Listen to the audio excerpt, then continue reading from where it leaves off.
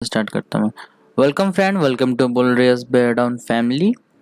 जैसे कि हमने आपको 6 पार्ट तक दे दिया था, आज हम आपको 7th पार्ट देते हैं, जिसमें हम आपको बताएंगे एक bullish trend reversal piercing pattern के बारे में। तो चलिए चलते हैं सीधे प्रेजेंटेशन पे।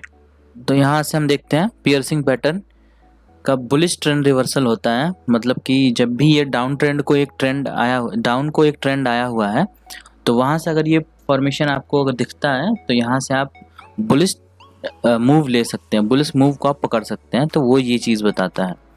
चलिए इसका देख लेते हैं कि फॉर्मेशन कैसे होता है, कैंडल पैटर्न का फॉर्मेशन कैसे होता है। पहली जो इसमें कैंडल होती है वो पहली बिग बेयरिश कैंडल होती है, लाल रंग की कैंडल होती है, बड़ी कैंडल होती है। दूसरी जो कैंडल होती है वो होती है पहली बुलिश कैंडल, दूसरी जो कैंडल होती है बड़ी बुलिश कैंडल होती है। ये देखिए इसका ये पहली कैंडल इसकी ये वाली है और सेकंड कैंडल जो है ये वाली है। इधर से 1 मिनट के लिए मैं यहाँ से पेंसिल निकाल लेता हूँ। यहाँ से एक नीचे की तरफ ट्रेंड आया हुआ है। इस ट्रेंड के आने के बाद ये कैंडल जो बड़ी कैंडल इसने फॉर्म किया, उसके बाद एक फिर यहाँ से ये एक और कैंडल जो सेकंड वाली कैंडल है उसका फॉर्मेशन होगा एक इम्पॉर्टेंट चीज़ के बाद, वो मैं आपको दिखाता हूँ। ये देखिए ये जो गैप है, ये गैप बहुत ज़रूरी है। ये आपको जो गैप दिख रहा है यहाँ से लेके यहाँ तक का जो गैप हो रहा है, ये गैप मैंडेटरी है। इस फर्स्ट कैंडल के बाद ये सेकंड गैप होना ज़रूरी है। अगर ये नहीं होता है तो इस कैंडल को परफेक्ट नहीं माना जाएगा कि ये कैंडल का ये पैटर्न फॉर्म हुआ है। ये ज़रूरी नहीं है। ये अगर यहीं से स्टार्ट हो जाता है तो ये पैटर्न को जस्टिफाई नहीं करता है। तो आपको इसको ध्यान रखने की ज़रूरत है कि ये गैप जरूर होना चाहिए, गैप डाउन ओपन होना चाहिए। ये यहाँ से जो है नीचे की तरफ यहाँ आएगा, यहाँ से मूव करेगा इधर की तरफ, यहाँ से फिर यहाँ से ये अप साइड का मूव स्टार्ट करेगा और यहाँ से स्टार्ट करेगा अप साइड का मूव, फिर ये नीचे लो बनाया या जो भी किया यहाँ पे आके ये क्लोज कर देगा।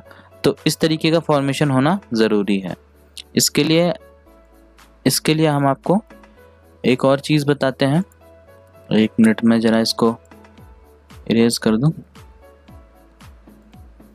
इसमें अगर आप देखेंगे कि सेकंड वाली जो कैंडल है वो यहाँ क्लोज तो इसने कर दिया है, लेकिन इसे क्लोज करने के पीछे भी एक रीज़न है। ये है 50% का। यहाँ से जो ये आपकी जो कैंडल पूरी जो स्टार्ट हुई है, इस गैप आपके ओपन से लेके यहाँ तक पूरी की पूरी 50% जो है ये इस रेड वाली कैंडल का 50%। ये जो लाइन है, आपको ये लाइन दिख रही होगी, इस लाइन से लेके यहाँ लाइन तक ये रेड वाली कैंडल का 50% जो पार्ट है, इस 50% पार्ट के ऊपर, जैसे कि यहाँ से दिखा रहा है, इससे ऊपर जो ये ग्रीन वाली कैंडल, ये पूरी की पूरी ग्रीन वाली कैंडल जो है ये इस 50% के ऊपर क्लोज होती है। या यहाँ पे हो जाए क्लोज, यहाँ पे हो जाए, यहाँ पे हो जाए, यहाँ पे कहीं पे भी क्लोज हो जाए, बट ये 50% के ऊपर ही होनी चाहिए क्लोज।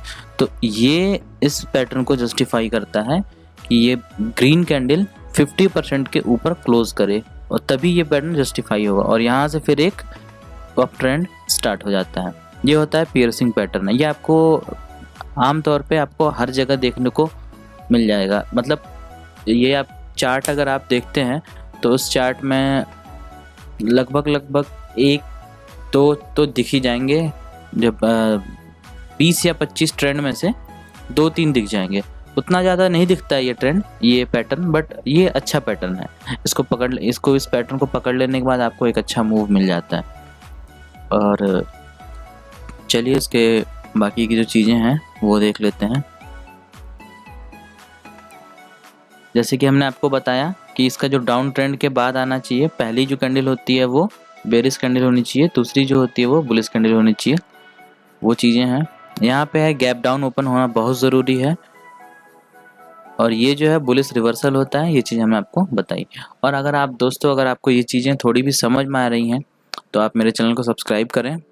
और इसके बाद अब ये अगर आप लोग को थोड़ा बोरिंग लग रहा हो तो इसको लर्न करना बहुत ज़रूरी है। आप इसको लर्न ज़रूर करें और इस लर्न करने के बाद हम आपको जो आगे इंटरेस्टिंग चीज़ें लाने वाले हैं वो बहुत ज़रूरी है देखना, वो आप ज़रूर देखें।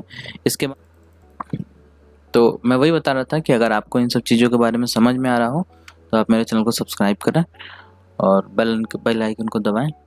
Thanks for watching.